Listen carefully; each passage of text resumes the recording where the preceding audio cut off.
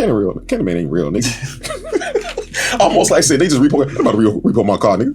It's just like it's after 6 o'clock. Laugh, man. Oh, you got 7 minutes. Stop laughing. Straight up. All right, we're going into scene stealers, guys. This is where we give the award to the artist who we feel really brought something to the film. And a lot of times it's not just going to be the leads or anything like that. You can have a very small role, but it can be integral, and it can really change the aspect of the whole mood of the film. Like you did more with less. So we try to do the best that we can here. Of course, we do have honorable mentions as well. And I want to go ahead and start with Yahya Abdul-Mateen II.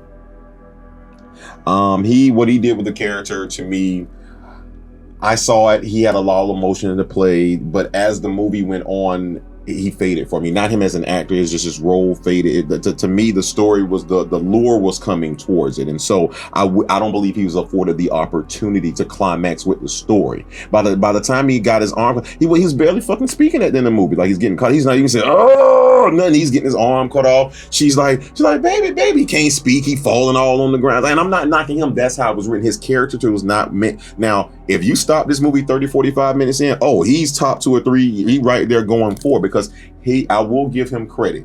He was forced to embody so many things, and he had to be that guy in every scene. And I did believe he was an artist. He made me feel, they just didn't give him a paintbrush and like, go do you. Everything I saw in those apartments, I believe he could have painted. Mm-hmm. Now, and again, and I guess the only reason why I couldn't give him the scene stealer, because he wasn't upset enough about that goddamn honeycomb growing on his fucking arm. Like, he should have been at some point more upset about that. Like, first off, they hit us with the whole Spider-Man, radioactive Spider-Man. They never really truly explain that. Did he get past the B virus? We'll talk about that later. Yeah, we'll talk about that. So yeah, that's my honorable mention. You have any honorable mentions? Yeah, my honorable mention is Tony Todd. When you talk about doing a lot with a little, he has maybe 15 seconds of screen time, and what he manages to do. Wait a minute, 15 seconds of screen time and 10 of it is covered by bees. Yeah, but then hearing that voice again, it brought you right back to the original. I remember, let's see if I can get him. See, now you put me on the spot.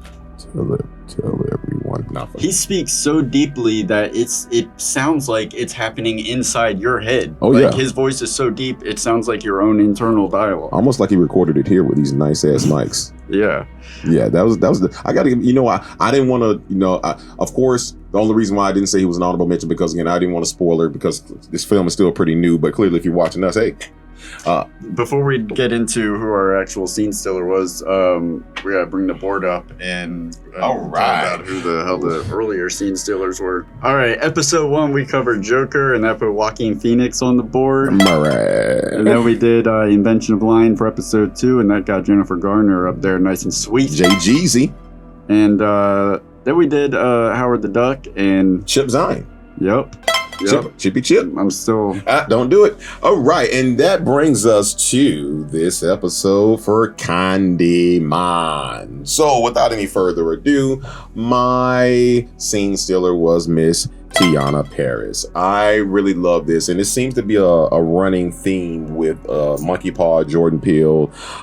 They take their time to really empower the woman, not just black women in general in their films, even with the things that they do. I'm looking at, they show intelligence, they show sass, they show culture, they show that these women aren't just like, it's black this, black that. These are business women. They can be themselves. They can go in any environment and still be heroine. And I love it. Like, it's the second time, and plus, I'm sorry, I love this the second time I done seen a strong black woman stab the fuck out of somebody. Dude, she like serially fucked that dude up with that fucking bitch. Birch, that was for you. She did that for you. I hate your fucking overacting. Hate your fucking overacting. Hate your fucking overacting. Yeah. But yeah, seriously, all jokes aside, she was beautiful from start to finish. You know what my criteria usually is? How much time do you have to spend with the lead? She was there. You almost can argue she was the lead, but she spent a lot of time with him. She spent time with her brother. She spent time at the art gallery. She's at the dinner. She's by herself. She carried herself throughout this film. She was beautiful, elegant, and like I said, at the one moment you didn't think she couldn't keep that shit hood with you, when he broke that fucking mirror, which was another suspicion. So two things happened at once. That motherfucker went to tripping, and he broke a mirror. She's like, hold the fuck up, don't move. And I loved her for that. So that's when she won my heart for it. Yeah. Do you know if she's been in anything else that she's been in? Not that comes to mind right away, no. I was and if she has not been in anything else, this is even better job was done for what she did.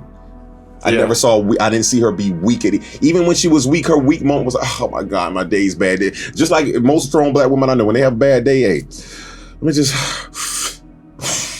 not even strong black women. People do that in Germany. My whole point was they didn't take somebody in the background normally would have been like, oh no, don't have her smoking. No woman wouldn't do that. Man, bitches roll up too. Mm-hmm. Yeah, she looked natural. She's not a bitch. I give mine to Yahya Abdul-Mateen, second Anthony McCoy, because like I said from the beginning, I identify with that character, and I think the reason why I was able to identify with it is because he did such a great job of making that fleshing that character out. His nuances were there. Those little looks that he would give when he's stuck in those situations with the pretentious art people. He's one of those actors where he was able to say, like, you knew what he was going to say before he opened his mouth and said it. He did such a convincing job of wearing like his emotions on his face, and his expressions and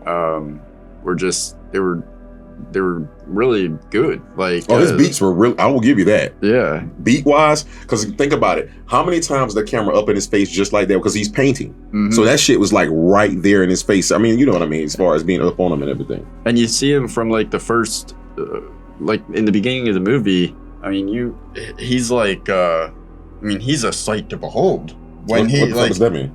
He is he's built.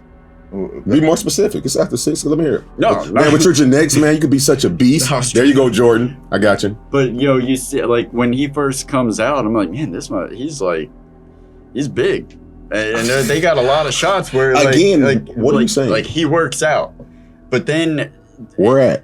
And then towards the end of the movie, as the movie progresses, it feels like you could actually see him becoming weaker in front of your eyes. And he was mad his lines were cut towards the end. Yeah, we gotta get some room. I'm sorry, but go ahead. Yes.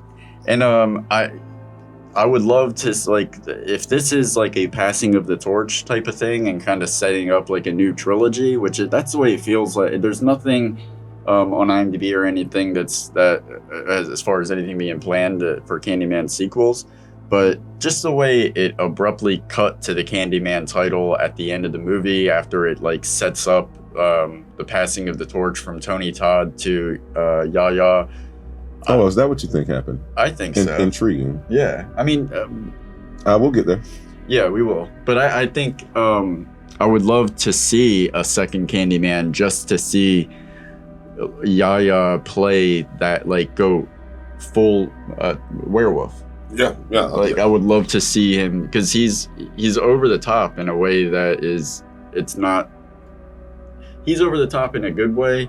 Coleman Domingo's over the top in a bad way. I knew you couldn't get out of there without saying it. Well, here's the thing: somebody's going to have to werewolf us, because we're yet again. What are we doing here? How are we going to figure this thing out? I think. So you're not budging. No, because I just wish he would have been getting 45 minutes in. He had it, but he was supposed to become less prominent. He was supposed to. So his character was settled to not win him the award, not him. He did nothing wrong. This was out of his hand, man. I gave him the beats. I agree with you on that. He was. You were just a marvel of him. I know why you picked him. He was a sight to behold. He's big. No, it goes from like his transformation is like he's in thinner or something. Yeah, and he did it without even like. It was. And he was able to play this like really strong character, but he had these vulnerabilities too that you could see. You know what, man? This is what Martin Luther King would have wanted. Yes, I will budge. Because I'm not saying no. I was just saying if you would have given me. So yes. You know what, Tiana, call me, baby.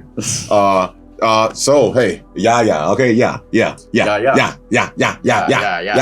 Welcome to the board, Mr. Yahya Abdul Mateen the second, but the first one. Here, yeah. Hey, see, there we go. It was meant to be. Get to what I did? Get the beat. Yeah. There we go.